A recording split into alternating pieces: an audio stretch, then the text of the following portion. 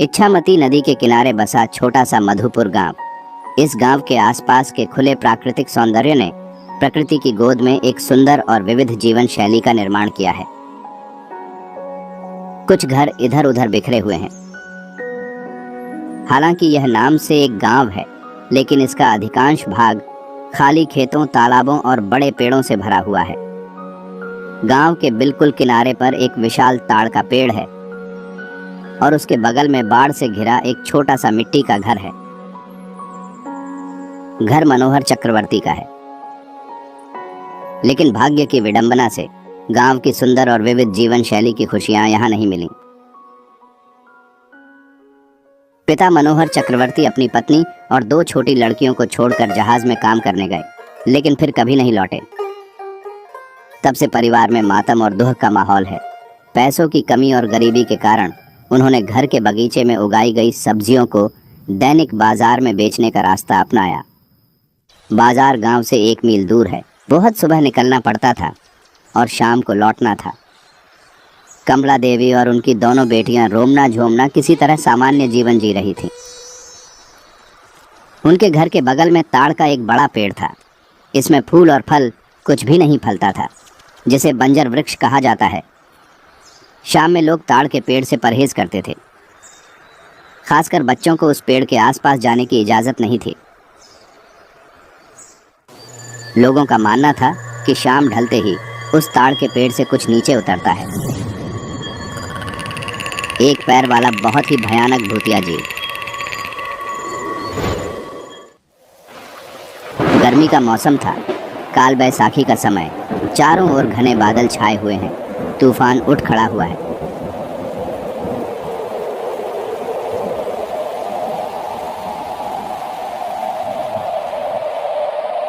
हवा खिड़कियां और दरवाजे में दस्तक देने लगी। इस बीच बाजार में तूफान अभी शुरू ही हुआ है। आसपास हर कोई दुकानें समेटने में लगा हुआ है। कमला भी घर लौटने की तैयारी कर रही थी कि अचानक बिशु ने आवाज दी, मुझे लगता है तूफान आएगा, थोड़ा ठहर जाओ। नहीं बिशु दादा, रुकने से नहीं चलेगा। मुझे जल्द से जल्द घर पहुंचना है। जैसे ही कमला की बात खत्म हुई, बिजली की चमक के साथ बारिश की बड़ी बड़ी बूंदें नीचे गिरने लगी। बेटी, इस तूफान में तुम पहुंच नहीं पाओगी और ये तूफान इतनी जल्दी खत्म नहीं होगा। तेज तूफान है। बात सुनो मेरा, यहीं रुको। पर ना पहुंचे तो? कमला की बात खत्म नहीं हुई। चारों ओर काले घने बादल छा गए और काल बैसाखी में तेज गरज चमक के साथ बारिश होने लगी। तीव्र वेग से शुरू हुई तूफानी बारिश को 2 हताश और भयभीत आंखों से वो देखने लगी। रात का अंधेरा धीरे धीरे घना होता जा रहा है। बारिश अभी थमी नहीं है। तूफान धीमा हो गया है, लेकिन बारिश पूरे जोरों पर जारी है। घर के बाहर 2 बहनें बैठी हैं। रुमना ने कहा, ए झुमना, रात होने वाली है। हाँ रे दीदी, माँ कब आएगी? पता नहीं, शायद आज नहीं आएगी। सच बोल रही है दीदी, माँ नहीं आएगी। नहीं रे, मौसम को देख, ऐसी तूफान में माँ कैसे आएगी? मुझे बहुत डर लग रहा है। डर मत, माँ शायद सुबह ही आ जाए। मुझे बहुत ही डर लग रहा है। डर मत, चल अंदर चलते हैं। बाहर बैठ के कोई फायदा नहीं है। दोनों बहनें अंदर चली गईं और दरवाज़ा बंद कर दिया। बाहर अभी भी हवा चल रही है। बारिश की रफ्तार के साथ रात का अंधेरा बढ़ने लगा है। धीरे धीरे घर के आसपास गहरा अंधेरा छा गया। सुबह के बने हुए चावल थे। दोनों बहनों ने वहीं खाकर सो गईं। जमे हुए अंधेरे के चारों ओर प्रकाश के एकमात्र स्रोत के रूप में बस एक लालटेन जल रहा था। बंद दरवाज़ों और खिड़कियों की दरारों से हल्की ठंडी हवा आने लगी। दो बहनें एक कंबल ओढ़कर सो गईं। रुमना, अरे ओ रुमना, जुमना, तुम सब किधर गए? दरवाजा खोलो। रात का कौन सा समय होगा? करीब 2 या 2:30 बजे। चारों ओर से हवा की आवाज अब भी आ रही है। आवाज सुनकर रुमना जाग गई। ऐसा लग रहा था मानो कोई उनका नाम पुकार रहा हो। मन का वहम सोचकर वह दोबारा सोने जा रही थी, तभी वो आवाज फिर से सुनाई दी। कहाँ चले गए तुम दोनों? दरवाजा खोल दो, मैं आ गई। बाहर बहुत तूफान है, मैं भीग गई हूँ, दरवाजा खोल दो। फिर वही आवाज रुमना के कानों में आई। वह कांपते हुए उठ बैठी। कमरे में काफी अंधेरा हो गया है। लालटेन की रोशनी भी कम हो चुकी है। दरवाजे की दिशा से अभी भी धीमी आवाज आ रही थी और दरवाजा खटखटाने की हल्की सी आवाज आ रही थी। रुमना ने फिर सुना, रुमना, दरवाजा खोल दो, मैं आ गई हूँ, तुम्हारी माँ। रुमना, नहीं, ये तो सच में माँ है, मतलब माँ आ गई है। उसके चेहरे और आंखों पर अत्यंत आश्चर्य और प्रसन्नता की छाप छा गई। बहन अभी भी सो रही थी और इन सब से अनजान थी। रुमना बिस्तर से उतरी और धीरे धीरे दरवाजे की ओर बढ़ी और दरवाज़ा खोला। जब उसने दरवाज़ा खोला तो सामने उसकी माँ खड़ी थी। अंधेरे में पूरी बात समझ नहीं आई, लेकिन बाहर से आ रही बिजली की चमक स्पष्ट न होते हुए भी वह समझ गई कि उसकी माँ उसके सामने खड़ी है। खुशी से कहा, माँ, तुम इतनी रात में? हाँ रुमना, मैं ही हूँ। तुम दोनों को छोड़ के अकेले में रह सकती हो क्या? इसलिए तो दौड़ के आई तुम्हारे पास। उसने तुरंत अपनी माँ को गले लगा लिया। बच्ची अपनी माँ को अपने पास देख भूल गई कि वो भीगी हुई है। बहन, देख देख, अरे छोड़ छोड़, मैं तो भीग चुकी हूँ। वह अपनी बहन को यह बताने के लिए बुलाने जाती है कि उसकी माँ यहाँ है, लेकिन जैसे ही वह उसे गले लगाती है, कमला तुरंत उसे दूर झटक देती है। रुमना थोड़ा चौंकी। उनकी माँ की कपड़े पानी में भीग गई है। माफ कर देना माँ। ठीक है, छोड़ दे, सब समझती हूँ मैं। इस बारिश में भीग जाएगी तो ठंड लग जाएगा। चल अंदर चल, जल्दी से अंदर चल। माँ की आवाज़ में फिर वही वात्सल्यपूर्ण ममता उभर आती है। दरअसल इतने तूफान के बाद उसे अपनी माँ को बाहर खड़े नहीं रखना चाहिए था। दरवाजा बंद करके अंदर आ जा, बारिश भी बढ़ चुकी है। हाँ माँ, चलो।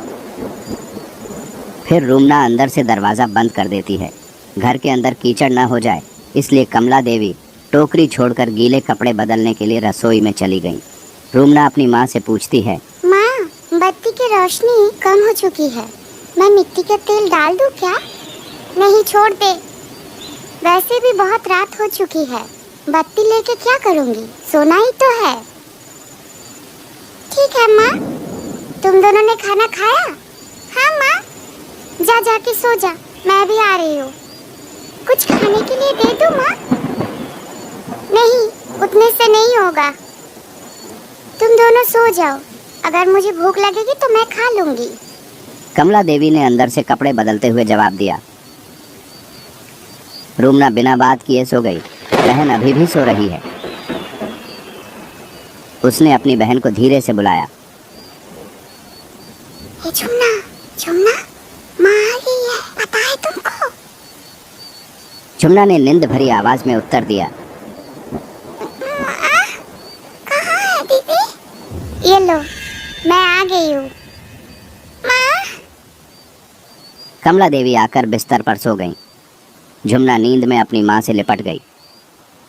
फिर वो दीदी की तरफ मुंह फेर कर सो गई।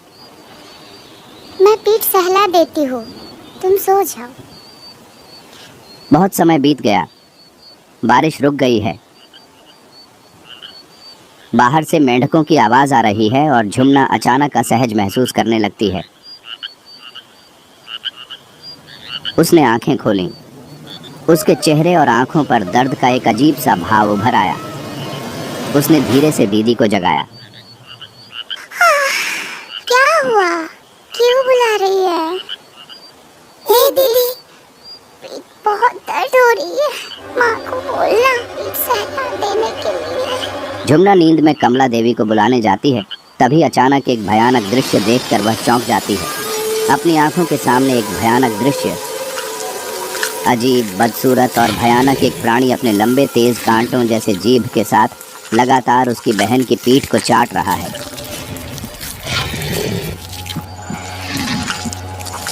उसकी जीभ से खून टपक रहा है। उसकी माँ कहाँ? ये तो कुछ और है। एक बड़ा मुंह, चेहरे पर नुकीले दांतों की कतार उभरी हुई है। भय और घबराहट के कारण उसकी जबान से कुछ भी नहीं निकला और वह फिर से बिस्तर पर सो गई। झुमना फिर कहती है, बोला तुमने दीदी, मुझे बहुत ज्यादा दर्द हो रहा है और जलन भी। रूमना ने कोई जवाब नहीं दिया। उसका शरीर डर से कांप रहा था। कोई उत्तर न पाकर झुमना ने अपनी माँ को पुकारा। माँ, ओ माँ, पीठ में जलन हो रहा है, थोड़ा सा सहला दीजिए ना। हाँ, दे रही हूँ। थोड़ी देर बाद झुमना फिर सो गई। लेकिन रूमना को अब नींद नहीं आ रही थी। वह करवट लेकर लेटे लेटे डर के साथ सोचने लगी। इस रात में कौन आया? वह सोच ही रही थी कि क्या करे। अचानक झुमना के चेहरे पर दर्द के भाव आ गए। उसने फिर आंखें खोलीं और दीदी को आवाज दी। दीदी। तभी रूमना उसकी ओर मुड़ी और उसे चुप रहने को कहा। माँ नहीं आई है। हमारे बगल वाले तार के पेड़ से भूत आया है। हम लोगों को अभी भागना पड़ेगा। झुमना चौंक गई। भय से उसकी नींद उड़ गई। जब वह पूछने गई तो वह उसके कान में फुसफुसाकर कहती है, दीदी, कैसे कैसे बचेंगे हम? बहुत डर लग रहा है और पीठ में भी जलन हो रहा है। चुप, कुछ करती हूँ। माँ, ओ माँ, पिसाव आई है। जाओ क्या? जा, जल्दी आना। पर माँ, डर लग रहा है। बहन को साथ में ले जाओ। ठीक है, जा, पर जल्दी आना। बाहर मौसम भी खराब है और उस तरफ का तार का पेड़ भी अच्छा नहीं है। एक पैर वाली भूत रहता है उधर। मुश्किल हो जाएगा, जल्दी से आ जाना। कमला देवी के स्वर में जवाब आया। दोनों बहनें धीरे धीरे बिस्तर से उठीं और दरवाजे की ओर आईं। रूमना ने उसका हाथ कसकर पकड़ लिया और दरवाज़ा खोलकर बाहर चली गई। फिर धीरे धीरे दरवाजे पर कुंडी लगाते ही दरवाजे में एक हल्की सी आवाज़ हुई। तुरंत अंदर से एक तेज खून जमा देने वाली चीख निकली।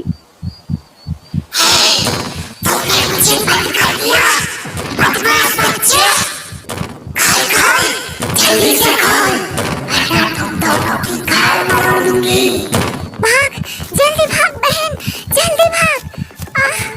दीदी, मेरा पीठ बहुत दर्द हो रहा है। भाग, भाग, जल्दी भाग, भाग, जल्दी भाग, भाग, जल्दी भाग। इतना कहकर दोनों बहनें तेज गति से भागने लगीं। पीछे से दरवाज़ा खटखटाने की आवाज़ और उस अजीब सी चीख की आवाज़ आने लगी।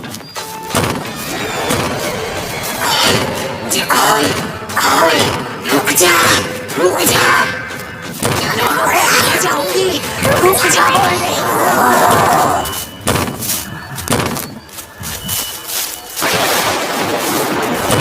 कुछ ही पलों में दरवाज़ा तोड़कर जीव अपने एक पैर पर कूदकर बाहर आ गया और बड़ी तेजी से उनका पीछा करने लगा। फिर आसमान टूट पड़ा और तेज आंधी के साथ बारिश होने लगी।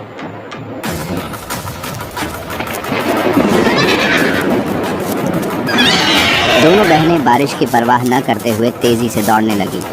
खेत, मैदान, बांस के जंगल को पार कर वे धीरे धीरे दूसरे मोहल्ले की ओर आ गए। अभी भी वह अजीब भूत उनका पीछा कर रहा है। उसकी भयानक हंसी की आवाज आने लगी।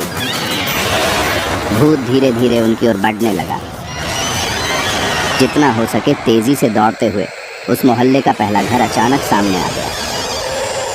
खोलो खोलो दरवाजा खोलो, बचाओ, खोलो खोलो दरवाजा खोलो, खोलो बचाओ हम लोगों को, खोलो बचाओ दरवाजा खोलो, बचाओ। रूमना झुमना उस घर के दरवाजे पर आई और तेजी से दरवाजा खटखटाने लगे।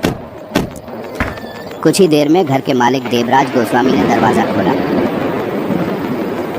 अरे क्या हुआ है बच्चा, इतनी रात को? हम लोगों को बचा लो, वो मार डालेगी हम दोनों को। दीदी बहुत दर्द हो रही है। तभी झुमना रुमना के कंधे पर बेहोश हो गए। देवराज बाबू ने बिना देर किए जल्दी से उन दोनों को अंदर ले लिया और दरवाजा बंद कर दिया। फिर कुछ देर बाद जब वो दोनों संभल गए तो गोस्वामी जी ने रुमना से सब कुछ बताने को कहा। उधर गोस्वामी जी की पत्नी झुमना को संभाल रही थी। रुमना धीरे धीरे गोस्वामी जी को सब कुछ बता देती है। सब कुछ सुनने के बाद देवराज बाबू ने कहा, भगवान की अशेष कृपा है,